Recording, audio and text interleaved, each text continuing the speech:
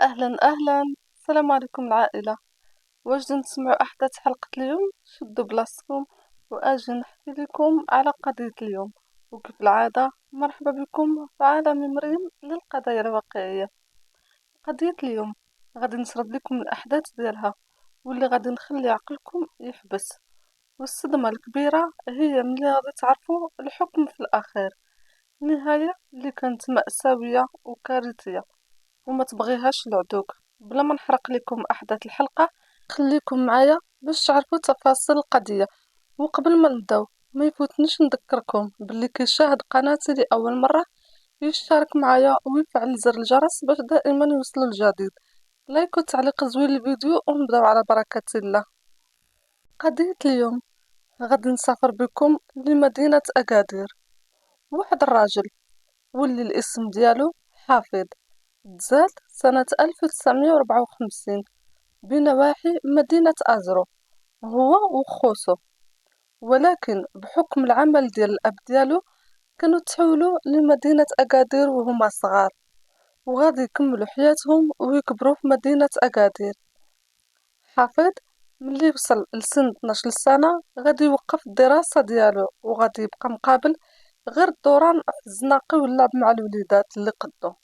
وكيف كيقولوا كثرة الدوران في الزناقي ومعرفة صحاب السوء كتجر غير البلاوي.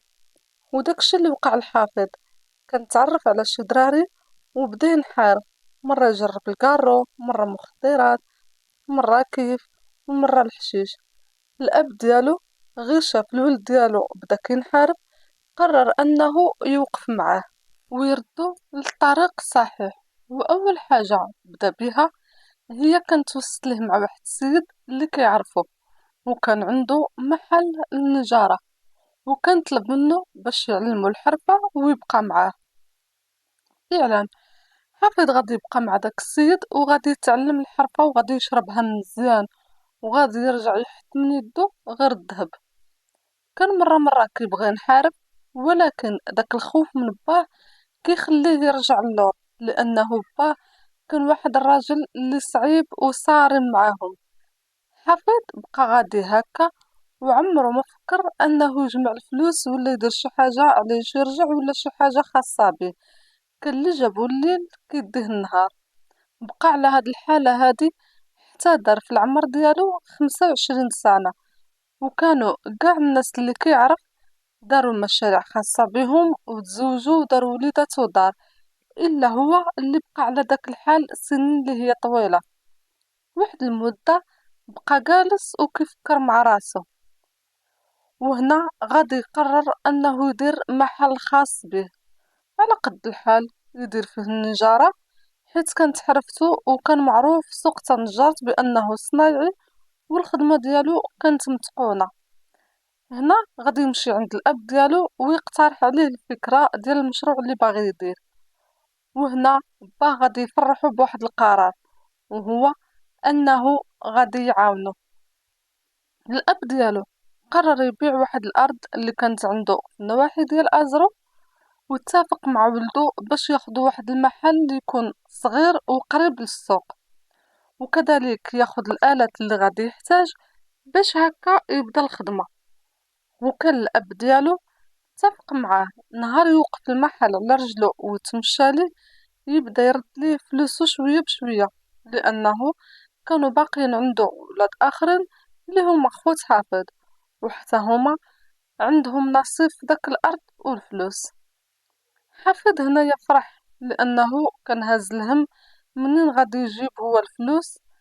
أما بالنسبة للكليان فعنده ومعروف، يعني كانت خاصة غير داك الدفعة الأولى، والمشروع راه راسمو في بالو بأنه ناجح، ولكن با كان حيد عليه الهم ديال الفلوس. تباعت الأرض وتشرى المحل صغير وكيف اتفقوا قريب للسوق، وكذلك تشراو الآلات اللي غادي يحتاجو. وكان بدا هنايا حفيظ الخدمة، وفعلا التوقع ديالو كان في محله. خدم بالليل والنهار ودار بلاصتو في السوق ورجع معروف في المنطقة. وما جا فين يكمل 35 سنة حتى كان رد لباه الفلوس اللي كان مسلفو، وشرا دار من 2 طبقات. كان باقي خاصو حاجة وحدة باش يرضي والديه، وهي يتزوج ويكون أسرة ديالو، لأنه الأم ديالو كانت ديما كتنقر عليه وكتقول ليه شنو ناقص، عندك دارك، عندك محالك برزقك وخيرك وخميرك، دير وليداتك وراه ألف بنت تمناك. وهذا الشي هذا اللي خلى حفيظ أنه يفكر في الزواج. وهنايا غادي يكلف والديه باش يشوفوا ليه شي بنت الناس للزواج. ومن بعد 8 شهور غادي يكون حافظ تزوج بخديجة وجابها لدارو. خديجة كانت من مواليد سنة 1973، تزوجت بحافظ وهي في العمر ديالها 17 سنة، وكانت الأم ديال حافظ هي اللي اختارتها ليه.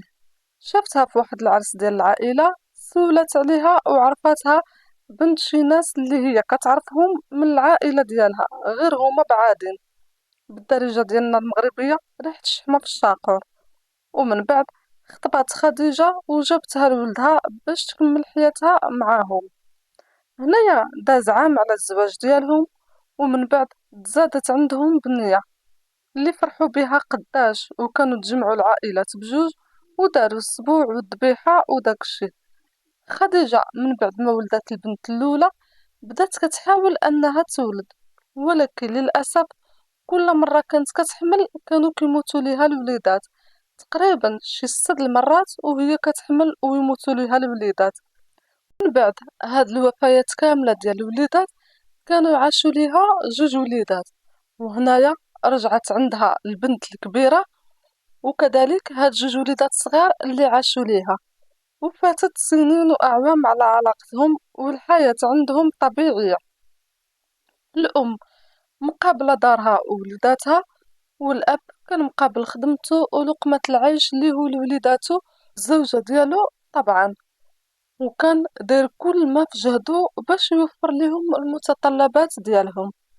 خديجة كانت واحد المرأة اللي داخلة سوق راسها، سكوتية ما فيهاش قوة الهضرة، وواخا كانت كتوقع بينها وبين حفيد مشاكل في الدار عاديا بحال أي عائلة، لكن عمر المشكل ما تطور بزاف واضطرت أنها تهز حوايجها وتمشي غضبانة لدار والديها. كانت كتبقى في دارها حتى كيتحل المشكل وكترجع المياه لمجاريها. وحتى حافظ كان واحد الراجل اللي عمرو تجرأ وضربها ولا هز يديه عليها، ولكن هاد الهدوء اللي عايشين فيه ما غاديش يبقى ويدوم من بعد ما غادي يزوجوا البنت الكبيرة ديالهم. سنة 2008 بنت حفيظ وخديجة غادي يجوا فيها الخطاب، واحد الشاب اللي كان خدام بناي في فرنسا، عنده الوريقات ديالو وكان كاري تماك واحد الدار اللي على قد الحال. كانوا هنايا سولوا البنت على الرأي ديالها، واللي كان في عمرها داك الوقت 17 سنة. هنايا البنت غادي توافق، وحتى والديها نفس الشيء غادي يوافقوا ويديروا الخطبة.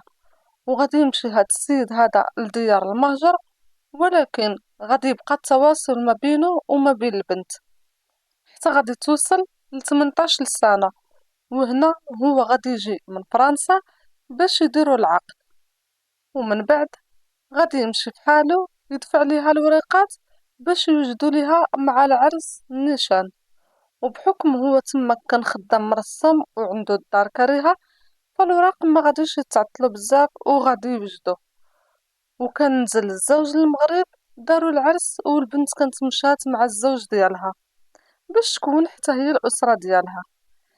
لحد الساعة الأمور كلها مزيانة، إلا خديجة اللي بان فيها الفرق ديال بنتها وأثر فيها، لأنه كانت البنت ديالها مونساها وكانت معاونها في خوتها وفي الشقة ديال الدار، وأغلب الوقت كانت كتبقى غير هي وياها في الدار بوحدهم.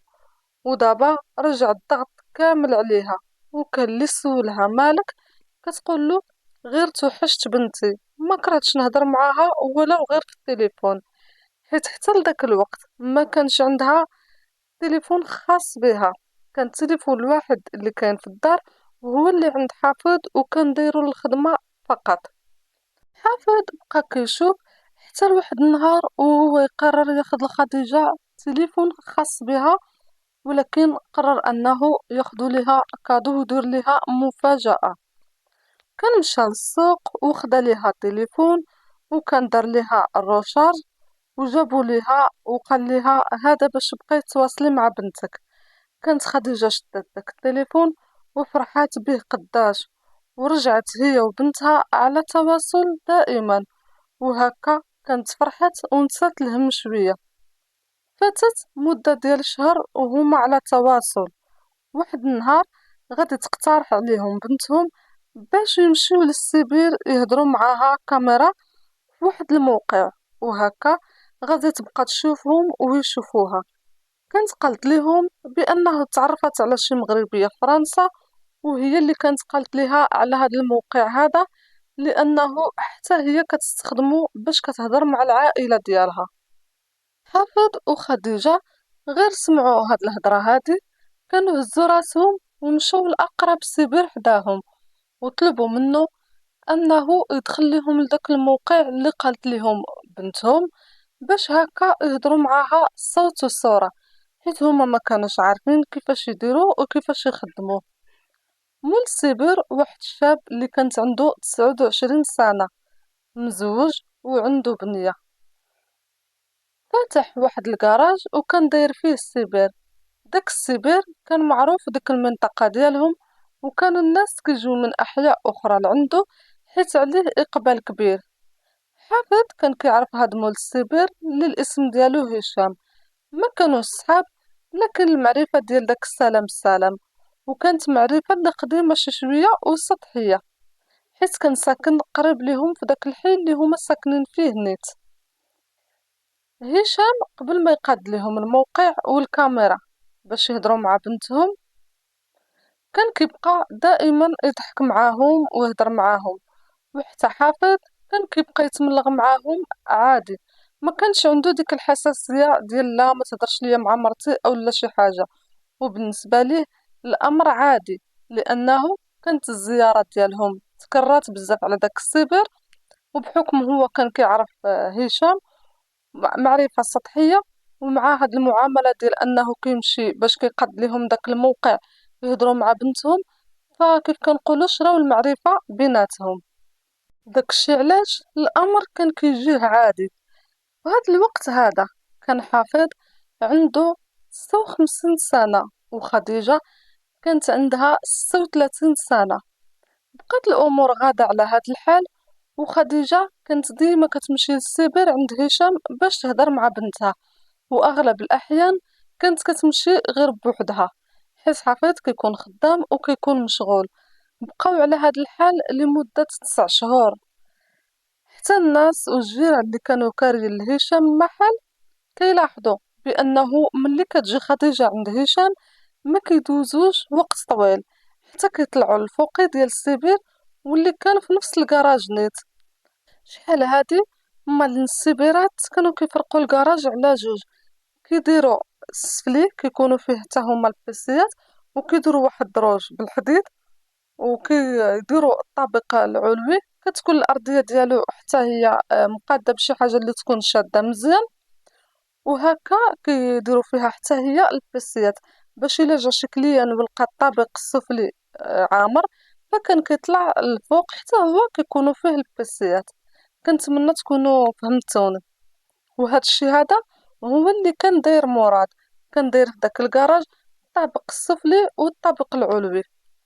الناس كانوا لاحظوا انه خديجه وقت ما جات للسيبر كانت كتبقى في الكراج لتحت غير شويه، ومن بعد كتطلع للفوقي، وهشام كيبقى واحد شويه وكيخلي شي حد يقابل، وكان كيتبعها حتى هو للفوق.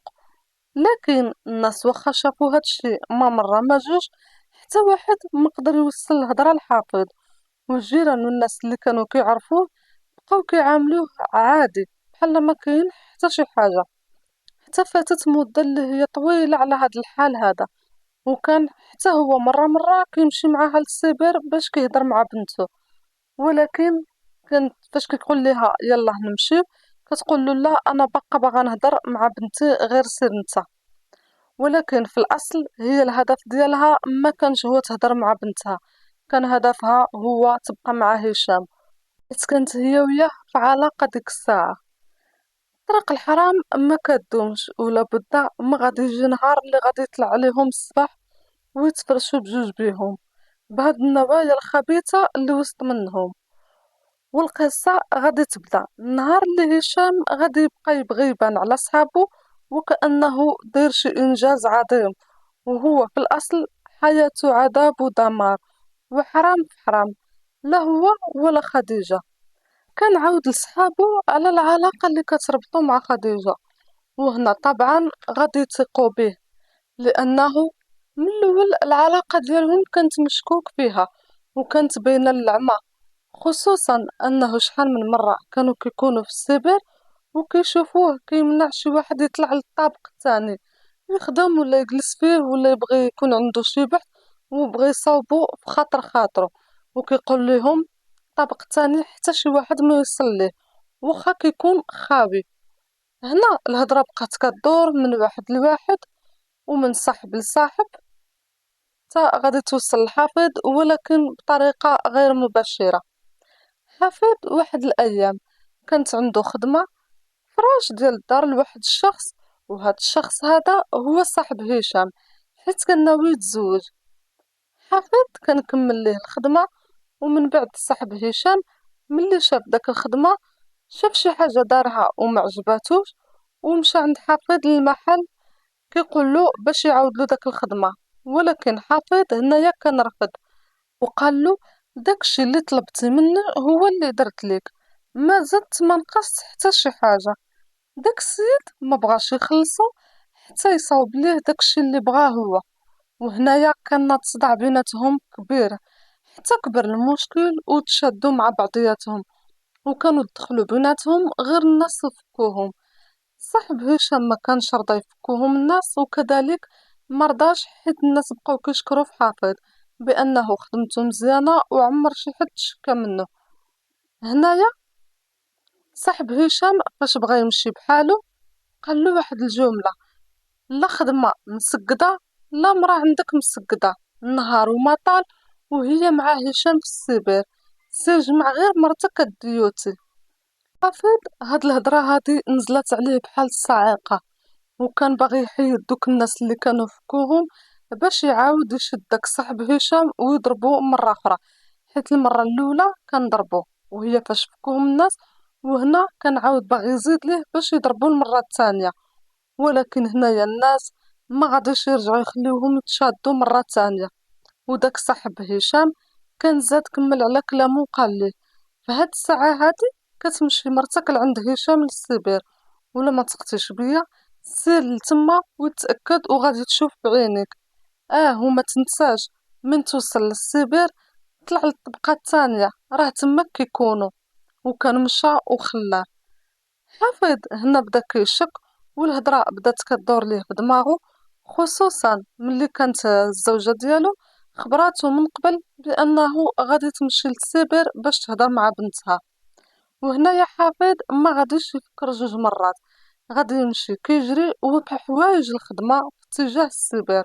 وغير وصل دخل للسيبر بقى كيقلب في داك الطابق السفلي على خديجة ما لقاهاش، وكيشوف كذلك البلاصة ديال هشام كاين واحد الشخص آخر، وداك الشخص كانت باينة فيه مصدوم من الوجود ديال حافظ، وكان داير بحال انه ما كانش داير في بالو نهائيا يقدر حافظ يجي بداك اللحظة.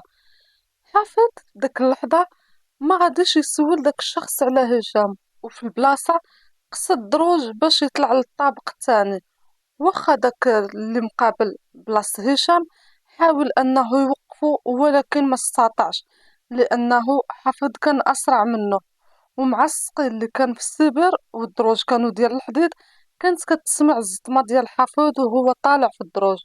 وكان غير وصل للطابق العلوي لقاهم كيحاولوا يلبسوا حوايجهم، وهو كان عنده في جيبو واحد الموس صغير حيت كان كيحتاجو في الخدمة.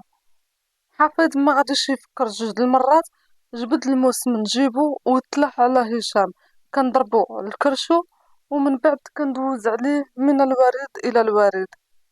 خديجة ملي شافت حفيظ والحالة اللي كان فيها وبالصدمة ديالها بقات كتردد جملة وحدة: لا راه ماشي داكشي اللي في بالك، راك فهمتيني غلط، بلاتي غير نشرح ليك. اودي واش غادا تشرحي ليها المجرمة؟ راه اللي عطا الله شافو بعينيه. وشنو اللي غادي يكون فهم غلط اولا الغلط اللي كدوي عليه هي المسخوطة؟ ما علينا. حافظ من بعد ما كمل من هشام وخلاه غارق في دمياتو، غادي يشد خديجة وهي واقفة، وغادي يذبحها حتى هي بالوقفية، وخلاها تطيح حتى هي وتغرق في دمها قدام هشام، اللي في داك اللحظة حتى هو كان مات.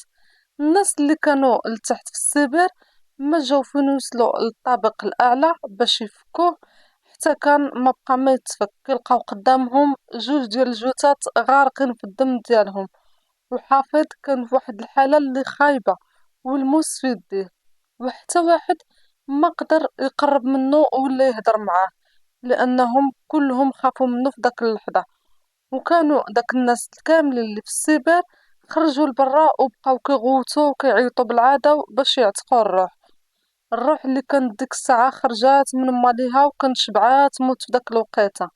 وحتى نتيجه التشريح الطبي اللي كانت بينات من بعد انه مده الوفاه ما بين خديجه وهشام تقريبا هي دقيقه.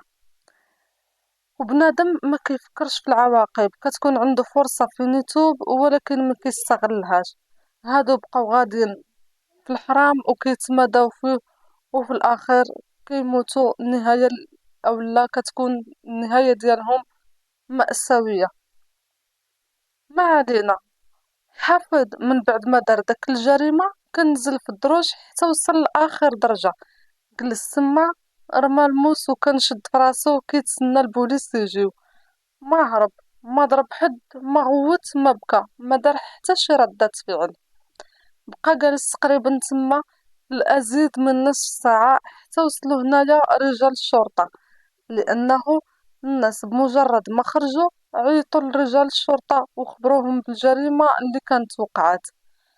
من دخلوا رجال الشرطة للمكان كانوا شدوا حافظ وخرجوه للسيارة ديال الأمن الوطني وهو مستسلم ليهم وغادي معاهم بخاطره. وهنا رجال الشرطة المختصين غادي يبداو المعاينة ديالهم، غادي يحتفظوا بالسلاح اللي تنفذت به الجريمة، تصوير الجثث وكذلك رفع البصمات إلى غير ذلك من الإجراءات اللي كيديروها في مسرح الجريمة. ومن بعد ما كملوا المعاينة ديالهم تم نقل الجثث إلى مستودع الأموات من أجل تشريح طبي طبعا. حافظ ملي بداو معاه رجال الشرطة البحث بقى كيعاود ليهم أحداث الجريمة بكل أريحية، ما عذب ديك المحققين، ما راوغهم حتى شي حاجة، وقال لهم بأنه هو براسو ما عرفش كيفاش حتى دار داك الجريمة بهاد القوة وبهاد السرعة هادي. رجال الشرطة كذلك خرجوا للسوق باش هكا يسولوا الناس واش فعلا داك السيد هو اللي كان استفز حافظ، وكلهم الناس قالوا بأنه فعلا راه داك السيد هو اللي كان استفز حافظ بداك الكلام. وحافظ ملي سمع داك الهضره ما كانش دخل المحل نهائيا باش يهز شي حاجه، راه داك الموس كان عنده في جيبه اللي نفذ به الجريمه. انه داك الموس كان عنده صدفه في جيبه لانه كيحتاجو في الخدمه. المسطره القانونيه خدت المجرى الطبيعي ديالها، وهنايا حافظ غادي تسقط عليه تهمه القتل العمد مع سبق الاصرار والترصد. ومن بعد مدة 7 أشهر غادي يتحكم على حافظ ب3 سنوات سجنا نافذة، حيث في القانون المغربي وفي الحالة ديال حافظ ضروري ما كيتم تخفيض العقوبة السجنية من الإعدام أو المؤبد إلى عقوبة كتراوح ما بين سنة و5 سنوات. ولكن القاضي باش يحكم بهاد العقوبة هادي خاص ضروري توفروا هاد الشروط هادو بثلاثة. اولا الجاني خاص يكون زوج الضحيه، ماشي خوها ولا باها اولا شي واحد. ثانيا عامل مفاجأة اولا عنصر المفاجأة واللي ضروري يكون داك الجاني تفاجأ من المنظر اللي حداه ويكون حصلهم اولا شافهم بعينيه. ثالث حاجة القتل يكون في لحظة المفاجأة، أي ديك الساعة، ماشي حتى يمشي يبدل ساعة بأخرى ولا يخطط للجريمة ويدير الاحتياط ديالو باش البوليس ما يشدوش. وعاد يجي يدير داك الجريمة. بخلاصة الجريمة خاصها تكون وليدة اللحظة، يعني تكون دارت في داك اللحظة مفاجئة، ماشي يكون مخطط ليها. وبما انه هاد الشروط هادو كلهم توفروا في حافظ، وكذلك ما كانش هرب من البوليس، كانت تحكم عليه ب3 سنوات سجنا نافذة. وصلنا لنهاية القضية. كنتمنى أنها تنال الإعجاب ديالكم، وكذلك الله يرزقنا ويرزقكم حسن الخاتمة. خليت لكم الراحة إلى الملتقى إن شاء الله مع فيديو جديد، والسلام عليكم ورحمة الله تعالى وبركاته.